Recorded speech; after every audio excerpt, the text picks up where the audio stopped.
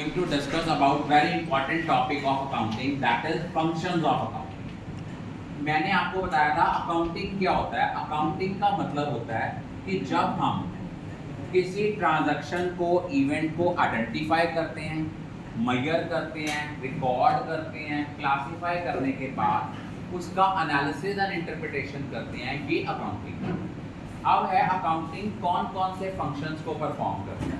तो अकाउंटिंग का जो सबसे पहला फंक्शन जो अकाउंटिंग कर रहा है, दैट इज मेंटेनिंग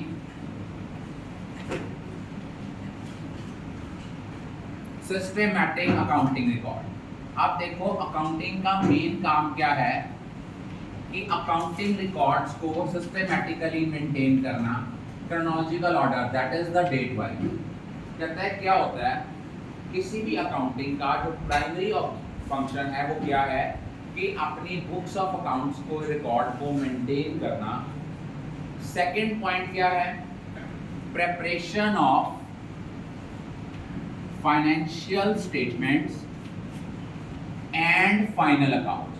मैंने आपको बताया था फाइनेंशियल स्टेटमेंट्स क्या होती हैं। बेसिकली हम अपना बिजनेस कर रहे हैं तो हम साल के एंड में ये जानना चाहते हैं कि हमारे प्रॉफिटेबिलिटी पोजीशन क्या है, इधर वी आर मेकिंग प्रॉफिट और सफरिंग लॉसेस।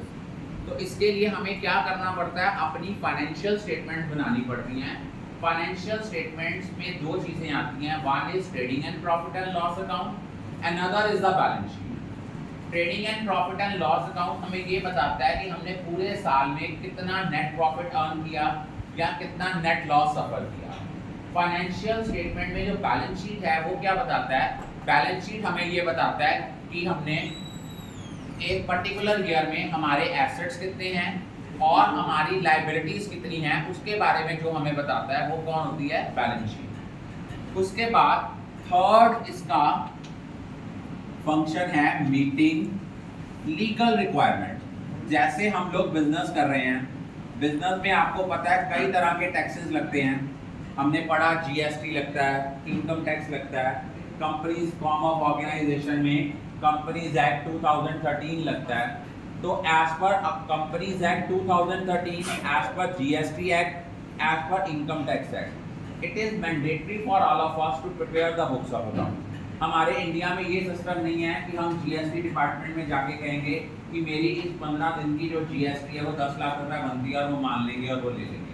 वो कहेंगे आपकी जीएसटी जो है वो 10 लाख बनती है, प्रॉपर रिकॉर्ड दो, कितने की परचेज की, कितनी सेल्स की, उनके बिल्स का ऑथेंटिक रिकॉर्ड होना चाहिए, only then our return will be submitted. Fourth होता है कम्युनिकेटिंग द फाइनेंशियल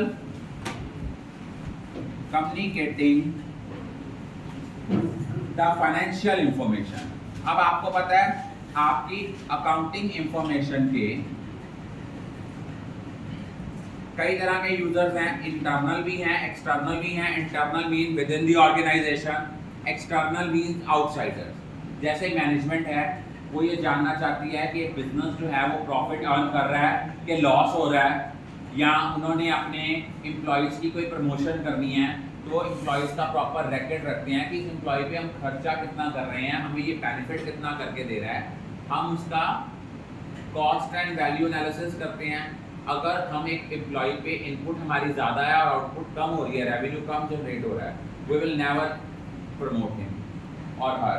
उसके बाद क्या है, तो अकाउंटिंग का मेन काम क्या है कि जो डिफरेंट यूजर्स हैं अकाउंटिंग इंफॉर्मेशन के, उनको इंफॉर्मेशन कन्वे करना, कम्युनिकेट करना, इन्फॉर्म करना। आपको पता है साल के एंड में कंपनीज आपको एक एनुअल रिपोर्ट भेजती हैं उन सारे शेयर होल्डर्स को जिन्होंने किसी पर्टिकुलर कंपनी के शेयर्स में इन्वेस्ट किया होता है, ताकि शेयर होल्डर्स को पता लग सके कि जो उनकी हार्ड अर्न्ड मनी थी कंपनी ने उनको कहाँ कहाँ खर्च किया और वहाँ से कितना कितना रेवेन्यू जनरेट हुआ। उसके बाद फिफ्थ है इसका फंक्शन है, that is assistance to management. मान लो मैनेजमेंट को कोई अकाउंटिंग इंफॉर्मेशन चाहिए, वो मैनेजमेंट को जो अकाउंटिंग इंफॉर्मेशन है वो कहाँ से मिलेगी, अगर प्रॉपर अकाउंटिंग रिकॉर्ड्स मेंटेन होंगे। अगर प्रॉपर अकाउंटिंग रिकॉर्ड्स मेंटेन नहीं होंगे तो हमें कभी भी जो फाइनेंशियल इंफॉर्मेशन है या रिक्वायर्ड इंफॉर्मेशन है वो पता नहीं लग सकती। अब आता है एडवांटेजेस ऑफ अकाउंटिंग क्या होता है कि अकाउंटिंग के क्या फायदे हैं, अगर हम अकाउंटिंग करते हैं तो इसके बेनिफिट्स क्या क्या हैं। एडवांटेजेस ऑफ अकाउंटिंग में सबसे पहला एडवांटेज आता है that is financial information about the business. हमें हमारी फर्म की, हमारी ऑर्गेनाइजेशन की फाइनेंशियल परफॉर्मेंस के बारे में पता लगता है कि एक पर्टिकुलर ईयर में उस ऑर्गेनाइजेशन ने कितना प्रॉफिट कमाया, कितना लॉस सफर किया, हमारी फाइनेंशियल पोजीशन क्या है, एक पर्टिकुलर डेट को हमारे एसेट्स कितने हैं, हमारी लायबिलिटी कितनी है, ये हमें सारी चीज़ें इसके बारे में पता लगती हैं। सेकंड है असिस्टेंस टू मैनेजमेंट। मैनेजमेंट ने कोई बिजनेस प्लान बनाना है, कोई डिसीजंस लेने हैं, कोई कंट्रोल सिस्टम करना है, वो तभी हो सकता है अगर उनके पास प्रॉपर अकाउंटिंग इंफॉर्मेशन होगी, अवेलेबल होगी। Replaces memory. अब देखो हम अकाउंटिंग रिकॉर्ड्स क्यों मेंटेन करते हैं, आपको भी पता है ह्यूमन मेमोरी इज लिमिटेड। अब आपको हर ट्रांजैक्शन, हर टाइम पे हर चीज़ याद नहीं रह सकती। अगर हम उसको लिख के रख देते हैं, हम पास्ट में कभी भी जाएं, हम अपने पास रिकॉर्ड है, हमें पता लग जाता है कि ये इवेंट उस दिन हुई थी, ये ट्रांजैक्शन हुई थी, इस ट्रांजैक्शन से इतना रेवेन्यू जनरेट हुआ था, इतना खर्च किया था। तो ये सारी चीज़ें जो हैं हम किसी भी टाइम पे रिकॉल कर सकते हैं। इसीलिए इसका अकाउंटिंग का एडवांटेज है कि it replaces the human memory.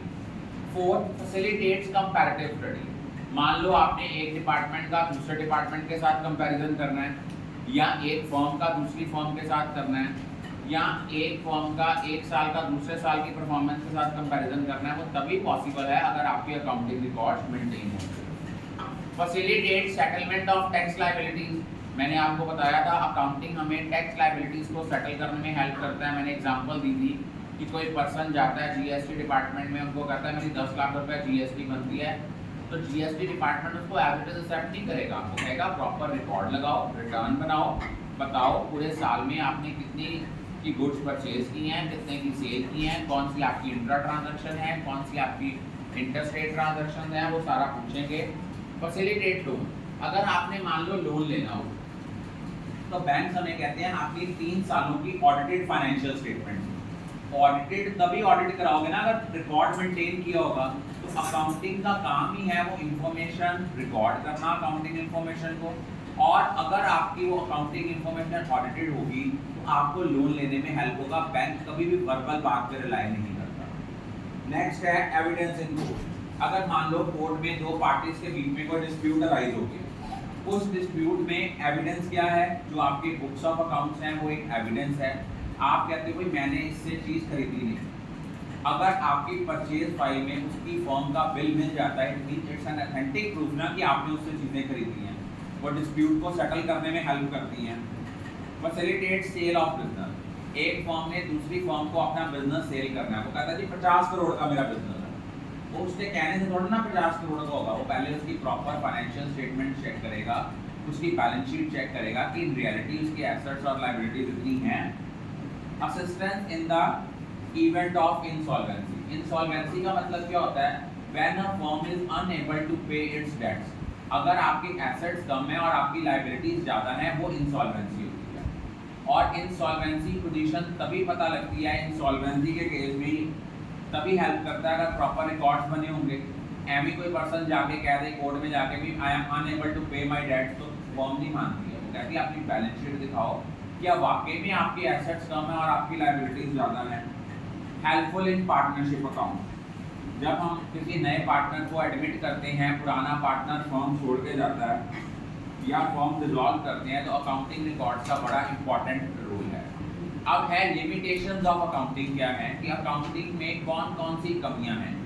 सबसे पहला है accounting is not fully exact. Accounting में हम सारी ट्रांजैक्शंस रिकॉर्ड करते हैं एविडेंस के बेसिस पे, चाहे हम एविडेंस के बेसिस पे करते हैं, लेकिन स्टिल कई चीज़ें हैं जहाँ पे हमारी सब्जेक्टिविटी इन्वॉल्व होती है। आप पढ़ोगे आगे जाके कंसेप्ट पढ़ोगे, वहाँ पढ़ोगे कि एक रूल है कि क्लोजिंग स्टॉक को हम वैल्यू करते हैं कॉस्ट प्राइस और market price which ever is less. किसी के अकॉर्डिंगली कॉस्ट प्राइस कम हो सकती है, किसी के अकॉर्डिंगली मार्केट प्राइस कम हो सकती है, यहाँ सब्जेक्टिविटी इन्वॉल्व हो गई। Unrealistic information. अब देखो आपकी बुक्स ऑफ अकाउंट्स में कई बार कोई चीज़ें ऐसी दी जाती हैं, उनकी वैल्यू दी हुई है सपोज 5000 रुपये प्रीपेड एक्सपेंसेस, लेकिन प्रीपेड एक्सपेंसेस कभी इन कैश नहीं होते, किसी को एडवांस दिया हो वापस, बहुत रेयर केसेस होते हैं। आज इट मीन जो आपकी बुक्स ऑफ अकाउंट्स हैं वो जो भी इंफॉर्मेशन शो करती हैं वो अनरियलिस्टिक हैं। थर्ड है accounting ignores the qualitative element. मैंने आपको बताया था कि अकाउंटिंग में हम सिर्फ उन्हीं ट्रांजैक्शंस को रिकॉर्ड करते हैं जिनको मॉनिटरी टर्म में एक्सप्रेस कर सकते हैं, और जिन ट्रांजैक्शंस को हम मॉनिटरी टर्म में एक्सप्रेस नहीं करते उनको कभी भी अपनी बुक्स ऑफ अकाउंट्स में रिकॉर्ड नहीं करते। एक फर्म का कैलिबर, एम्प्लॉयज़ का कैलिबर, मैनेजमेंट टीम की एफिशिएंसी, ऐसी चीज़ें नो डाउट आपके बिजनेस को इफेक्ट करती हैं, but we can't record these things in the books of account. Accounting ignores the price level change. अब हो सकता है ये अकाउंटिंग कहता है कि आपने कोई भी एसेट को शो करना है उसकी हिस्टोरिकल कॉस्ट पे करना है। हो सकता है आपके फोर फादर या ग्रैंड फादर ने कोई चीज़ 5,000 की खरीदी हो, अगर आज उसकी कीमत 50 लाख हो गई है तो आपकी किताबों में तो आज भी वो 5,000 ही शो हो रही है। अकाउंटिंग में lead to window dressing. Window dressing का मतलब क्या होता है? To show more than what we have. जब हमें लोन लेना होता है तब हम अपने आप को बड़ा शो करते हैं, हमारे एसेट्स बहुत हैं।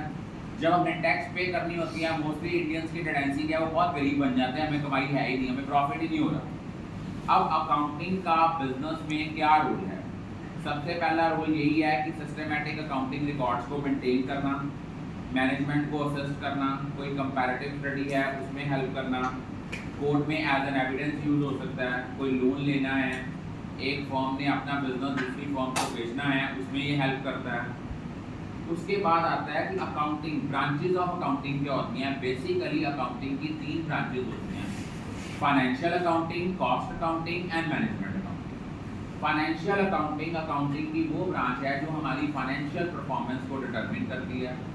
कॉस्ट अकाउंटिंग अकाउंटिंग की वो ब्रांच है जिसमें हम किसी भी प्रोडक्ट की कॉस्ट कितनी हमें पड़ी है, कितना हमें उसका खर्चा आया उस चीज़ को बनाने में पर यूनिट या सर्विस देने में। जैसे सपोज एक आपने कोई होटल खोला है, अब उस होटल में आपने रूम जो हैं वो रेंट पे देने हैं, तो हमें पहले कॉस्ट अकाउंटिंग के थ्रू कॉस्ट निकालनी पड़ेगी कि पर्टिकुलर डीलक्स रूम का, उसके बाद या एसी रूम का, नॉन एसी रूम का हमें कितना रेंट कॉस्ट पड़ती है, उसके अकॉर्डिंगली हम रेंट फिक्स करते हैं। तो अकाउंटिंग की जो ब्रांच उस कॉस्ट को डिटरमिन करने के साथ लिंक है उसको हम बोलते हैं कॉस्ट अकाउंटिंग। और मैनेजमेंट अकाउंटिंग अकाउंटिंग की वो ब्रांच है, ये 2 वर्ड से बना है, मैनेजमेंट प्लस अकाउंटिंग। इसका मतलब होता है मैनेजमेंट को इस तरीके से अकाउंटिंग इंफॉर्मेशन प्रेजेंट करना ताकि उनको डिसीजन लेने में हेल्पफुल हो, उसको हम बोलते हैं management accounting. I think all of you are clear about.